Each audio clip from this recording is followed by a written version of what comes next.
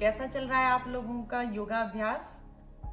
Let's start yoga tips with Yogacharya Kavita. Yoga for beginners मुद्रा विज्ञान भाग 2 में हमने बात की थी वायु मुद्रा और ज्ञान मुद्रा की। आज योगा फॉर बिगिनर्स भाग 3 में हम पहले बात करेंगे उन दो मुद्राओं की जिन्हें थंब और मिडिल फिंगर के कॉम्बिनेशन से किया जाता है, और फिर एक उस मुद्रा की जिसे थंब और रिंग फिंगर के कॉम्बिनेशन से किया जाता है। पर इसको करने से पहले एक बेसिक मुद्रा ज्ञान।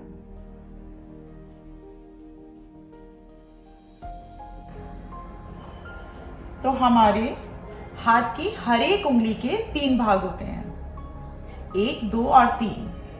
जब हम किसी भी उंगली के सबसे नीचे के भाग को प्रेस करते हैं तो कॉरेस्पॉन्डिंग एलिमेंट इंक्रीज होता है। जब हम किसी भी उंगली के मिडिल भाग को प्रेस करते हैं तो कॉरेस्पॉन्डिंग एलिमेंट डिक्रीज होता है, और जब हम किसी भी उंगली के सबसे ऊपर के भाग को प्रेस करते हैं तो कॉरेस्पॉन्डिंग एलिमेंट बैलेंस होता है।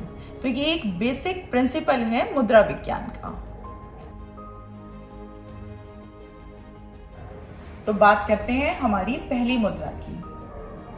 जैसे कि मैं बता चुकी हूं कि हमारे जो मिडिल फिंगर है यह स्पेस एलिमेंट को रिप्रेजेंट करती है, यानी आकाश तत्व को रिप्रेजेंट करती है। तो जब हम अपनी मिडिल फिंगर के टिप से थंब के टिप को मिलाते हैं और बाकी तीनों उंगलियां सीधी रखते हैं तो यह कहलाती है हमारी आकाश मुद्रा।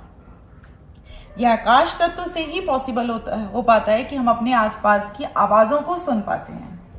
जब हमारे शरीर में आकाश तत्व इम्बैलेंस हो जाता है तो कानों से संबंधित रोग होने लगते हैं, जैसे कि किसी को सुनने की समस्या होने लगती है, या फिर कान से डिस्चार्ज होने लगता है, या ये कह सकते हैं कि कुछ अलग तरह की आवाजें कान में सुनने लगती हैं, या फिर छोटे बच्चों को मतलब बचपन से ही हियरिंग प्रॉब्लम होने लगती है। अगर बच्चों में बचपन से हियरिंग प्रॉब्लम हो रही है तो उनको आकाश मुद्रा की प्रैक्टिस करानी चाहिए कम से कम 45 मिनट्स, क्योंकि बच्चे ऐसे बहुत देर नहीं बैठ सकते। तो आप क्या कर सकते हैं कि यहाँ पर टेप लगा सकते हैं बच्चों के लिए। 45 मिनट्स के लिए दोनों को मिला के टेप लगा दिया जाता है, और इसका अभ्यास लगातार 45 डेज तक करना चाहिए। जैसे कभी कोई क्या होता है, अचानक बोलते बोलते किसी का जॉ लॉक हो जाता है, सडनली ऐसे अटक जाती है ये चीज, तो उसमें आकाश मुद्रा बहुत इफेक्टिव है।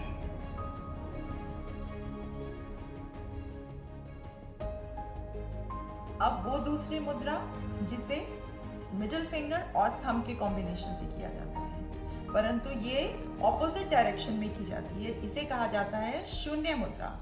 जब आप अपनी मिडिल फिंगर को फोल्ड करके थंब के बेस में लगाते हैं, और क्योंकि मैंने आपको भी बताया कि हमारा जो बीच का भाग होता है ये डिक्रीज करने के लिए, कॉरेस्पॉन्डिंग एलिमेंट को डिक्रीज करने के लिए होता है। तो जब हम फिंगर को फोल्ड करके अंगूठे के थंब पे लगाते हैं और अंगूठे से मिडिल भाग को प्रेस करते हैं तो और बाकी तीनों उंगलियों को सीधा रखा जाता है, तो यह कहलाती है हमारी शून्य मुद्रा।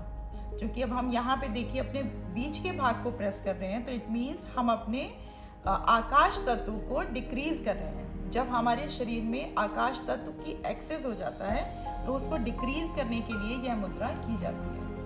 जैसे किसी को कोई सेम हियरिंग प्रॉब्लम बढ़ जाती है या कान से डिस्चार्ज होने लगता है तो दोनों आकाश मुद्रा और शून्य मुद्रा दोनों का अभ्यास करना चाहिए। जैसे शरीर में कभी किसी भाग में नमनेस होने लगती है, पैर में हाथ में नमनेस होने लगती है, तो इट मीन्स वहाँ पे ब्लड सर्कुलेशन प्रॉपर नहीं हो रहा है।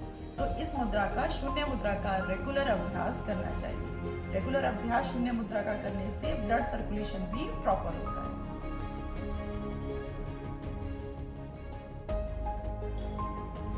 अब नेक्स्ट है हमारी वो मुद्रा जो थंब और रिंग फिंगर के कॉम्बिनेशन से की जाती है, क्योंकि रिंग फिंगर हमारे पृथ्वी तत्व को रिप्रेजेंट करती है। तो जब हम थंब और अपनी रिंग फिंगर के टिप से टिप को मिलाते हैं और बाकी तीनों उंगलियां सीधी रखते हैं तो यह कहलाती है हमारी पृथ्वी मुद्रा।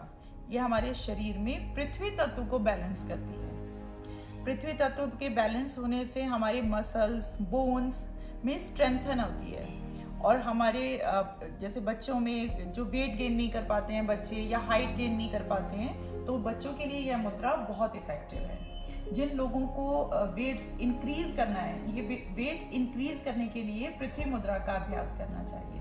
जो लोग कहते हैं कि हम खूब अच्छे से खाते हैं लेकिन फिर भी हमारा वेट नहीं बढ़ता है क्योंकि उनका डाइजेस्टिव सिस्टम ठीक नहीं होता है, तो ये मुद्रा डाइजेस्टिव सिस्टम को भी ठीक करती है। रिंग फिंगर और थंब में हमारी एक बहुत स्पेशल इलेक्ट्रिकल और मैग्नेटिक एनर्जीज होती हैं। जैसे आपने कभी देखा होगा कि जब किसी को टीका लगाया जाता है तो रिंग फिंगर और थंब का इस्तेमाल किया जाता है। जब हम रिंग फिंगर और थंब से भ्रू मध्य पर हल्का सा प्रेशर देते हैं तो हमारी पिट्यूटरी ग्लैंड एक्टिवेट होती है, जो कि सभी ग्लैंड्स की मास्टर ग्लैंड है। तो ये थी आज की हमारी 3 मुद्राएं। आपके शरीर को जिस भी मुद्रा की आवश्यकता हो उसका निरंतर अभ्यास करें, और आपको कैसे रिजल्ट्स मिल रहे हैं ये मुझसे जरूर शेयर करें। और किसी भी तरह की कोई क्वेरी हो तो आप कमेंट में आप पूछ सकते हैं।